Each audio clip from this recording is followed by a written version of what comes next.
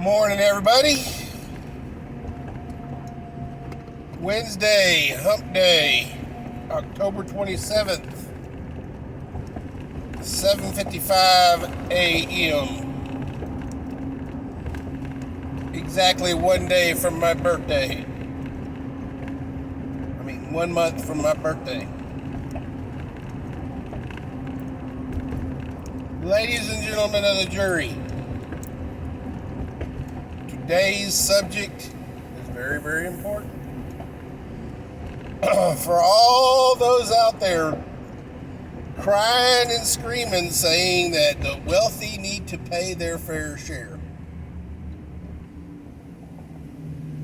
Ladies and gentlemen of the jury, the wealthiest 3% of the nation pay 40% of the taxes that America takes in. And you can Google that bullshit. Ladies and gentlemen of the jury,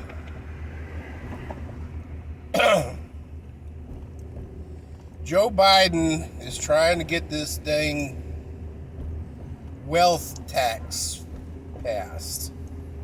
He's getting pretty close to it, last I checked. Here's the deal, guys. Y'all really need to do your history lesson on this. When America was first founded, it had no tax system. It existed for a number of years with no tax system. Then it decided it needed funding. So, what happened? America needed a wealth tax.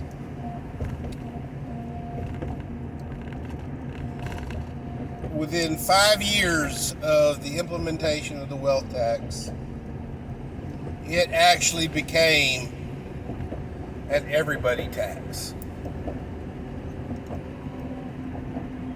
What happens with these wealth taxes, guys, is wealth tax is just first base. Oh, that doesn't get me what I want to do. That don't get me my numbers. Move the decibel over. Now it's not just a wealth tax. It's wealth and upper middle class. Oh shit, that don't get me what I want either. Move that decibel over. Now it's a wealth tax / middle class. Oh shit, that still ain't getting us what we want. Just one more try, guys. Home run. We've now got an everybody tax.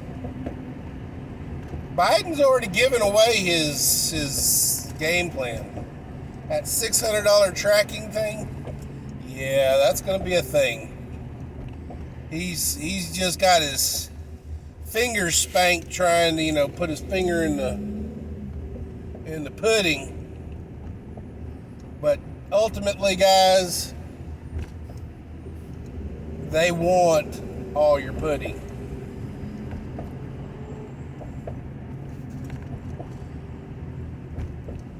The banking system is the reason why this whole $600 thing isn't going through, is they didn't want the additional regulation and red tape that they would have to do to make that happen.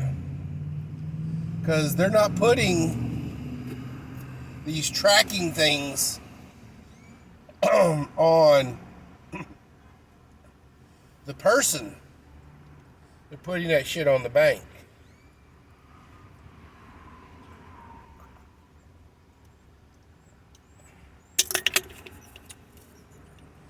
Ladies and gentlemen,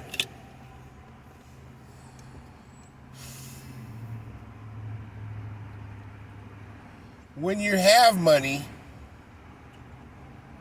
you typically want to keep it. And rich people don't get rich because they're stupid. Tax shelters are all over the world. And there is nothing that makes a bank more happy than having somebody come over and throw a few million into their branch.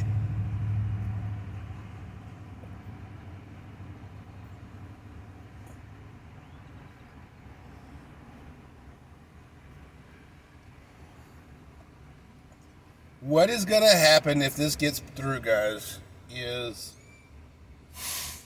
they're going to implement this. More people are going to actually, at least the rich, are going to move their banking systems overseas.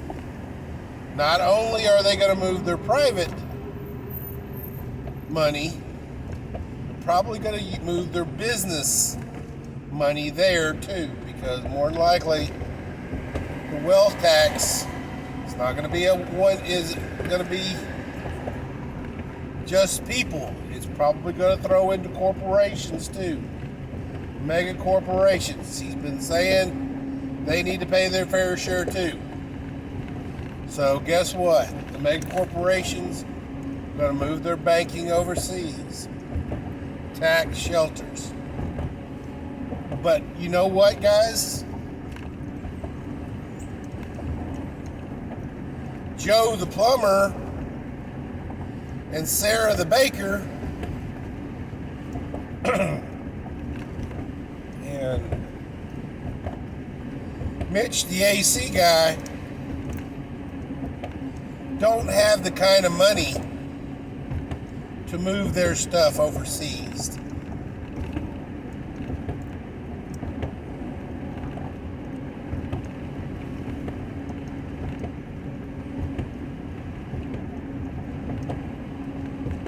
You know, the more I think about it though, with the onset of debit cards and immediate access to your money like it is, even the average Joe now can probably move their pennies to an overseas bank. I may have to look into that.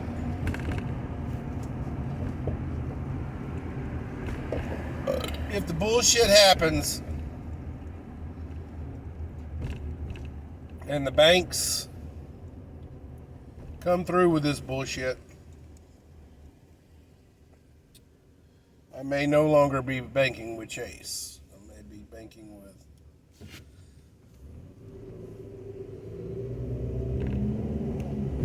Bob's Bank out of the Caribbean or something.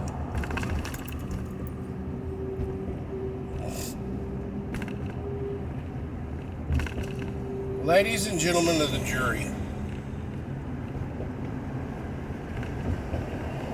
Joe Biden knows he's a one-term president. He may not even finish his term. And Kamala is in damage control. She is literally hiding from the press and getting as far away from anything Sleepy Creepy Joe is doing for damage control, guys. She has to be a clean, fresh start with no fingers, no fingerprints on any of the bullshit that Joe is doing when he taps out. And with his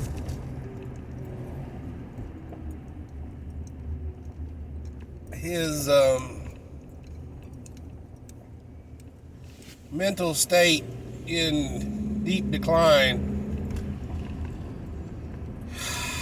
we may end up having to shift gears to old Kamala by early next year.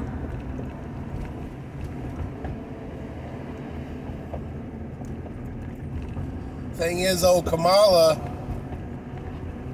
is just as deeply rooted in the Chinese government as Sleepy Creepy Joe is. So,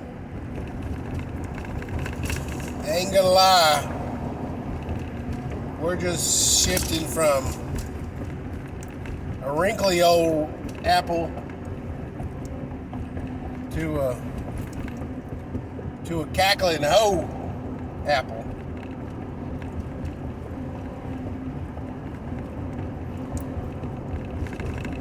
I guess old Kamala is proof that, you can suck enough and make it to the top.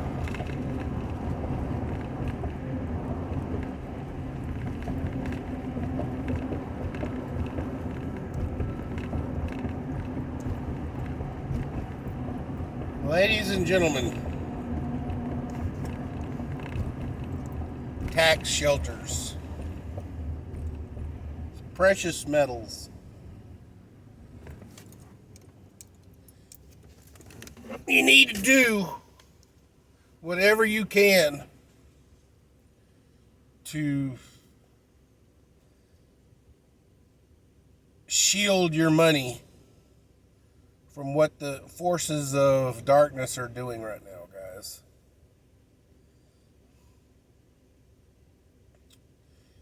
You need to also have at least 3 to 4 months worth of food. Why 3 to 4 months, Big Daddy?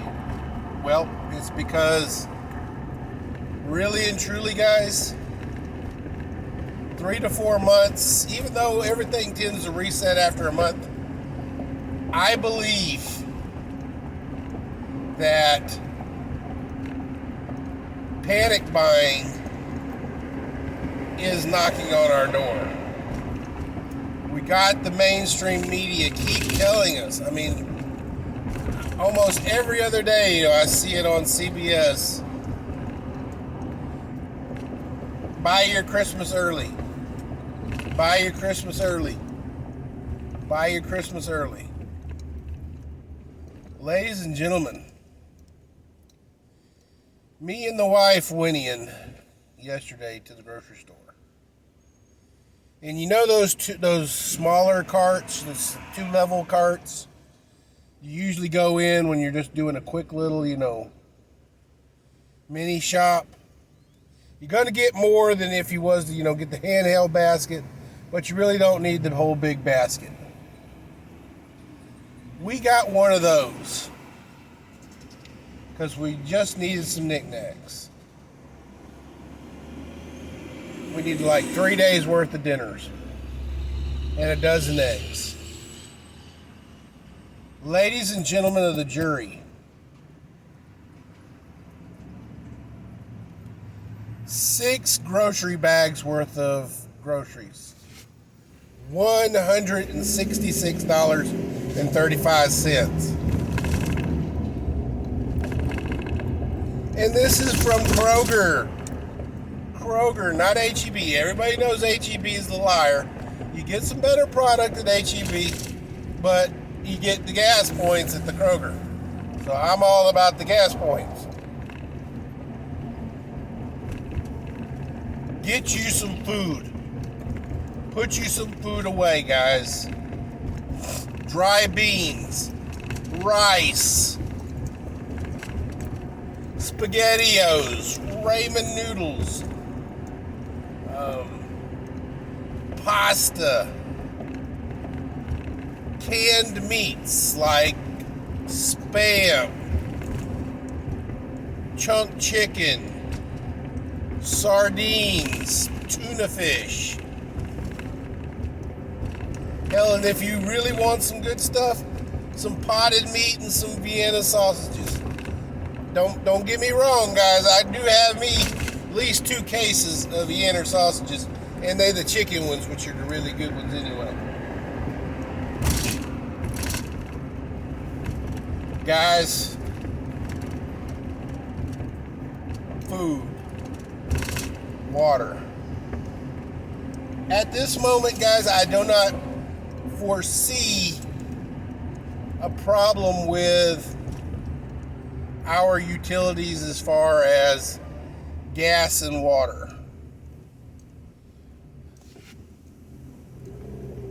Winter has not knocked on our door yet.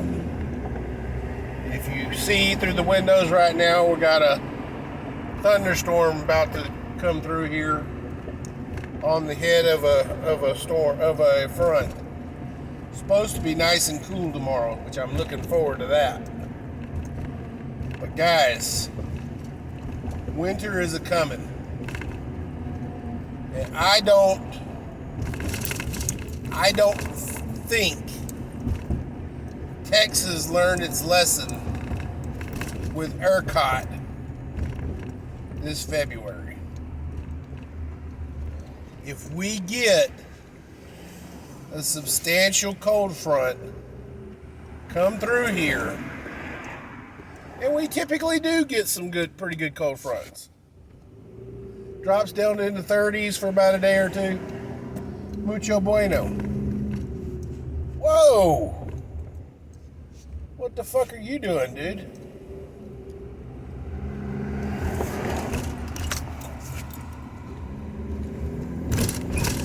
We are subject to our power failing.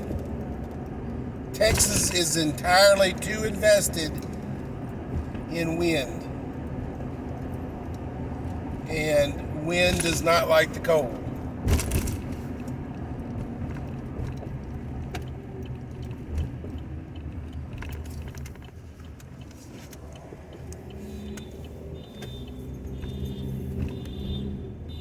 Ladies and gentlemen, let's go Brandon.